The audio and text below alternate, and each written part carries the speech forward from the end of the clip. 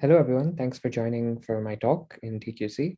This is work that's done in collaboration with my PhD advisor, Mark Wilde. Both of us are at Louisiana State University. We posted this to the archive in the middle of last year. This paper is called, or this talk is called RLD Fisher Information Bound for Multiparameter Estimation of Quantum Channels. That's a bunch of things that's been put together. So hopefully in the coming few slides, I will introduce these things individually and then show what we do to bring them together to get our main result, which is a Cramer-Rao bound for multi-parameter estimation for quantum channels. And let's get into it. So the first thing I want to talk about is the setting that we have. The setting is of estimating d unknown parameters that are encoded in a channel, or rather in a member of a channel in a parameterized channel family. We consider sequential estimation protocols, or what are also called adaptive estimation protocols, where if you're given n uses of the channel, they happen in sequence, and there can be some interleaving processing or some interleaving bipartite channel in between the uses of the channel. It also allows for entanglement that is present with systems R1 through Rn. Finally, the goal is to obtain an estimate of these parameters. So we have to perform some sort of measurement, which happens at the very end at the right.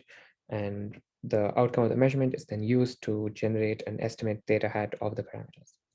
This is the most general way to process n uses of a channel, whether it be for estimation, discrimination, or any other kind of distinguishability task. One subset of these sequential channels is that of parallel. One subset of sequential strategies is parallel strategies. In parallel strategies, the n uses of the channel actually happen simultaneously, but the input state can actually be entangled over the n uses of the channel. It's possible to construct a parallel estimation strategy by choosing the S1, S2, and so on in a particular way. So it's accepted, and it's obvious that sequential strategies are going to be always more powerful than parallel ones. The other thing I want to introduce is some mathematical concepts and operators. I won't go into too much detail of estimation theory, just in the interest of time. But in classical estimation theory, the fundamental, or rather one of the fundamental quantities used to calculate the Fisher information is what's called the logarithmic derivative. And the logarithmic derivative is calculated for a probability distribution. You can also think of that as a diagonal density matrix. And because of that, it's a scalar, or it's a it's a scalar. However, in the quantum case, instead of probability distributions, we have quantum states, or in some cases, quantum channels. And as you know, those are operators. And in matrix representations, matrices don't commute, which means that there's actually an infinite variety or an infinite choice available to us in defining the logarithmic derivative. And what's more, instead of being a scalar, it becomes an operator. In some sense, you can think of all the possible logarithmic derivative operators somehow being between these two, the symmetric logarithmic derivative and the right logarithmic derivative. The reason I say that is because in many situations of interest, it's true that the symmetric logarithmic derivative leads to the smallest Fisher information, and the right logarithmic derivative leads to the largest. And this is definitely true, especially in the case of a single parameter estimation.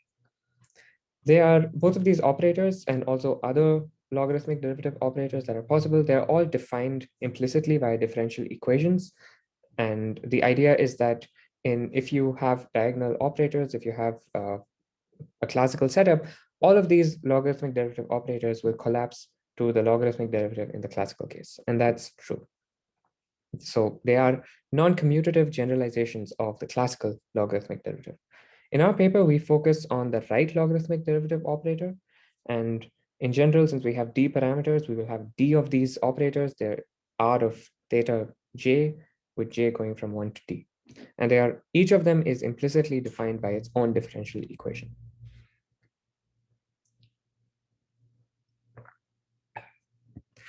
The reason it's important and useful to have the RLD operators is because we can use those operators to directly define or to calculate the Fisher information. And since we're in the multi-parameter case, the Fisher information is actually a D cross D matrix. The first part of this talk, or rather just as an introduction, I will talk about parameterized families of states. However, these results have been known, and they are not actually our main results. They are a good introduction to slowly ease into the channel situation. So if you have a parameterized family of states rho theta, then the matrix elements of the Fisher information matrix, or the RLD Fisher information matrix, are defined in this following fashion. They are basically, this is the element-wise definition of the matrix. It can be equivalently defined in these two ways, equations 1 and 2, and that actually just comes from the fact that that comes from the implicit definition of the R theta J operator, or you can think of it as replacing del rho theta in equation 1 with the corresponding differential equation and essentially getting equation 2 as a result. So they are equal. The RLD Fisher information matrix is operationally useful because it leads to what's called a matrix Cramer-Rao bound. And the bound is, in a single parameter case, it's much easier to understand in the sense that it's just a lower bound on the variance of that single estimate of the parameter you're doing. In the multi-parameter case, again, that's things move on from scalars to being D cross D matrices. So here it's a lower bound on this D cross D covariance matrix, covariance of theta. And the Cramer-Rao bound, the matrix Cramer-Rao bound, is essentially just a matrix inequality for that covariance matrix. Sometimes, or rather for practical situations of interest, it's desirable to convert this matrix Cramer-Rao bound into a scalar inequality. And for that, we want to convert the scalar, or rather the RLD Fisher information matrix into a scalar quantity, which we call the RLD Fisher information value. I'll define that in the next slide. It's pretty simple.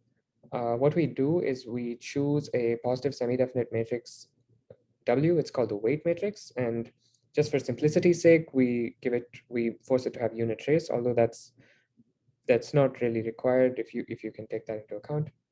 And what we do essentially is to convert it into a scalar, we multiply the Fisher information matrix with W and we take the trace, which leads to a scalar.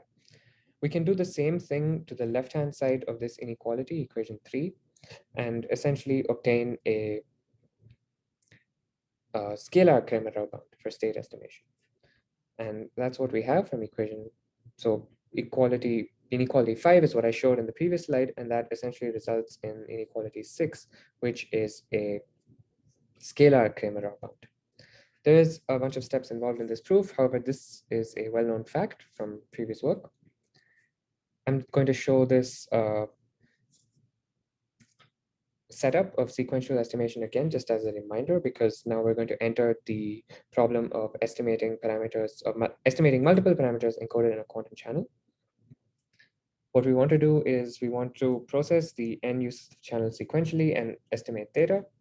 And what we enforce, or rather what we want, is a Cramer-Rao bound for channel estimation that holds for sequential strategies. To put it in words, what we're aiming for is a lower bound on trace of W times covariance theta, which is going to be a scalar lower bound on this value, while executing an n-round sequential estimation strategy. So just going back to the figure, it means that we need to optimize. So there's an optimization involved in the sequential estimation strategy. And the things that we have that available to us, or the things that we can choose, are not only the input state, which is, you could argue, a simple thing to optimize over, but we also have these interleaving channels as well as the final measurement. This is a more complicated problem, or a more involved problem than state estimation because of the additional degrees of freedom that have to be optimized over or taken into account. However, the figure of merit we use is very similar to the one we have in the state case. We have, again, the RLD Fisher information value. However, this time we define it for channels. As we know, quantum channels are dynamical objects, which means that they take states, quantum states to quantum states. And to define the RLD Fisher information value of channel family, which is this parameterized family of n thetas, we invoke the definition of the same quantity for states, and then we essentially optimize over all bipartite input states so that we take entanglement into account. And what we have in equation 8 is essentially it's going to form the right-hand side of our Cramer-Rao bound. And in the following few slides, I'll explain how that's going to happen. Before I actually explain it, I just want to show a result, which is this Cramer-Rao bound. I want to state a few of its desirable properties. So it holds for an n-use or an n-round sequential estimation protocol. It's a lower bound as we wanted of the quantity trace W times covariance. And it takes this simple, elegant form, which is basically using the RLD Fisher information value. This has a number of desirable properties. One of them is that it applies universally. No, it doesn't restrict to unitary channels or any particular type of channels. Neither does it restrict to parallel strategies. It applies to all strategies and all channels, which essentially means it applies to all quantum dynamics. It's also single letter. Single letter is a technical term from from information theory that means that to calculate, even though we're calculating a bound for an n-use protocol, the actual computation we do is for a single channel use. What this means, or just to explain that a bit further, is the denominator of 9, the denominator of the right-hand side, essentially is the same as equation 8 over here. And you can see that this involves only a single use of the channel n, rather than n uses of the channel n. How this happens is due to something that I'll explain in the coming few slides, which is really our main technical result. There's something called the chain rule for the RLD Fisher information. And along with the chain, when you have a chain rule for some sort of channel divergence or distinguishability measure, you get what's called an amortization collapse. And I'll also explain what that means. Lastly, this quantity, the Fisher information value for the RLD case, can be solved via a semi-definite program. I don't provide details in this talk, but we do talk about it in our paper, and we actually use it to perform a calculation for a simple example. The first thing, so as I said, I'm going to explain the chain rule and the ensuing amortization collapse. But before doing that, I have to talk about the amortized RLD Fisher information value. I'll go a bit slow here because this is a new concept, and I think it's important and elegant also. The amortized Fisher information is defined in this box, and qualitatively speaking, I'll go back to the sequential estimation strategy. Qualitatively speaking, at each round of the strategy, the amortized Fisher information value captures the marginal increase in the Fisher information value. What this means is you can think of this whole protocol as being the goal of this whole protocol is to accumulate as much information about the parameter's theta into the final state, so that when you perform the measurement, you can get as much information about theta as possible. So at each step, the goal is to subsequently accumulate more and more information about theta into the state. And therefore, the amortized quantity basically says at each round, what's the marginal increase or what's the marginal amount of information about theta you include into the RLD Fisher information value. The reason this is important is because in a sequential protocol, at the input state to each channel can actually already depend on theta because it's been passed through uses of the channel already. And therefore, we want to measure that can capture the amount of RLD Fisher information that just the channel can add to the input state. And that's what's reflected in this definition. If you look at the right-hand side where we're taking a supremum, we're considering all input states, but then we're considering the RLD Fisher information of the output state of a channel. We're optimizing over input states to the channel which already have a theta dependence, but we're also taking into account that whatever RLD Fisher information they have. And this is what's known as the amortized RLD Fisher information value. The word amortization basically means, roughly speaking, to take into account things correctly over time or over installments. And that's kind of what we're doing here.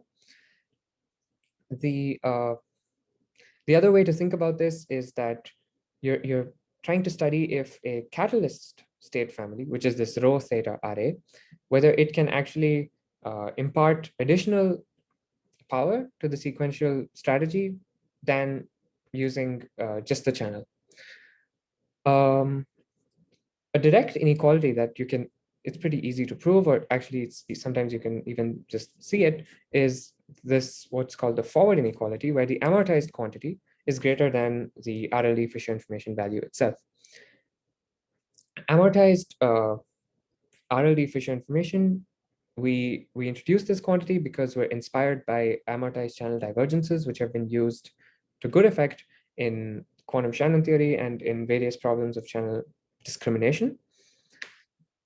And the reason we do so is because it helps us capture the power of sequential strategies over parallel ones. Our main technical result is something that's known as a chain rule. Again, this is something that we proved inspired by, or rather the motivation to prove this is again inspired by previous works in quantum channel discrimination. And what this chain rule is it's an inequality. And essentially, if you pull the second term on the right-hand side to the left, and if you take a supremum over the left-hand side, you get the inequality that's written on the bottom. And what's interesting to see is that this inequality is actually the reverse inequality of what I had on the previous slide, which is this direct forward inequality.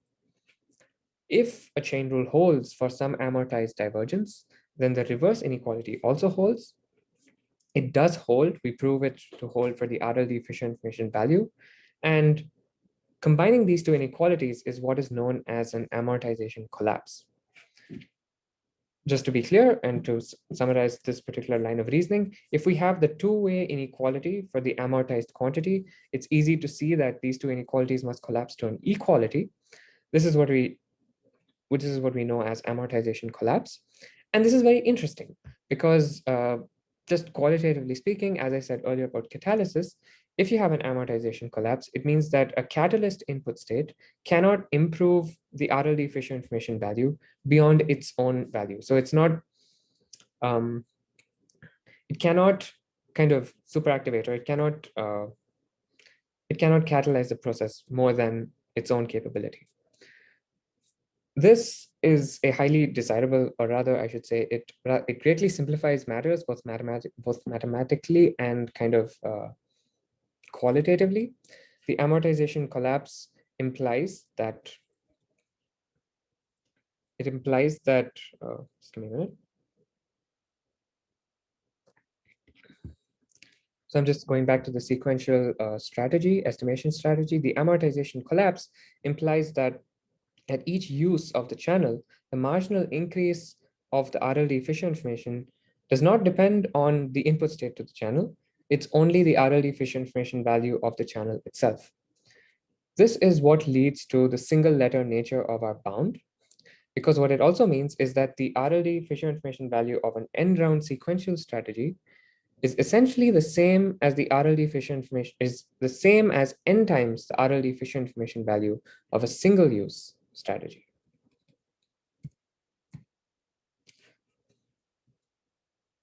Just to say that again, or rather to point out what that means, is I'm going back to our Cramer-Rao bound, and you can see that the Cramer-Rao bound has a 1/n factor to it.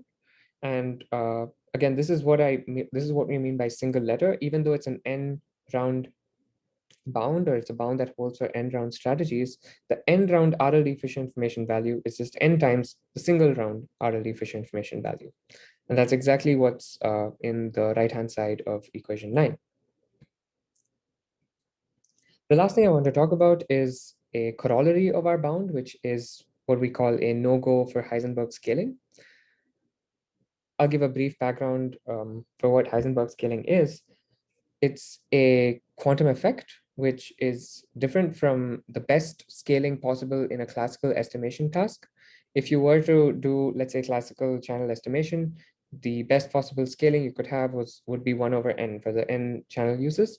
This essentially comes from the law of large numbers, and in the quantum case, this is called the short noise limit, sometimes called the standard quantum limit. However, in some estimation tasks, if you have n uses of a channel, or if you're counting resources in a certain way such that it's n, you can have the estimation error, that is the variance, scale as 1/n squared. It's pretty important, or one of the most important parts of estimation theory is to study when Heisenberg scaling is possible versus when it's not. And our bound helps to answer that question, or to move that question a bit forward. It adds another criteria. This is our inequality stated yet again. And as you can see, it has a 1/n factor, and the RLD Fisher information value depends only on a single channel use. What this means is that our bound enforces the 1/n scaling for the variance. And what it also means is, a further corollary is that if this bound holds, it means that Heisenberg scaling is unattainable. When does this bound hold? It holds whenever the RLD Fisher information value is finite. So this essentially means that the finiteness conditions for the RLD Fisher information value provide a no-go for Heisenberg scaling. To state it explicitly, this is the finiteness condition for the RLD Fisher information value. It's using the Choi operator of the channel and a certain projection onto its kernel. And we see that if this number is 0, that means that Heisenberg scaling is impossible. This has a number of qualitative interpretations, you could say. One way to think about it is that if you add a certain amount of noise to a channel, it immediately collapses the Heisenberg scaling unless you apply, some sort of error correction. And it essentially says, it also helps us realize, or it helps us make sense of the fact that the RLD Fisher information value, or the RLD Fisher information, is kind of the most classical of all the Fisher informations that exist in the quantum realm. And therefore, whenever it's finite, it precludes the quantum Heisenberg scaling concept. That is something that we haven't really explored, technically or mathematically, but it's an interesting way to think about it, I think. And that's actually all I have for today. I just want to conclude. We have a Cramer-Rao bound. It holds for an n-use sequential estimation protocol. Again, it's the same bound that I've stated in the previous slides. And to summarize what I've said, this applies to sequential channel estimation. It comes from the technical result that we proved, which is the chain rule for the RLD Fisher information value. Once you have the chain rule, you can define the amortized quantity and then prove or show easily that there is the amortization collapse. Once you have the amortization collapse, it simplifies the bound a lot because of the way I explained earlier about how the sequential estimation strategy, let me just go back to that. The sequential estimation strategy cannot, at each round, it cannot be improved or it cannot be catalyzed by the input state. And the other way to think about it is that the marginal increase of Fisher information is the same at each round. And therefore, our bound is single letter. Finally, we also know, or we show that it can be solved by a semi-definite program, which is a useful thing to have. It's something that can be easily coded in Python or MATLAB or even Julia.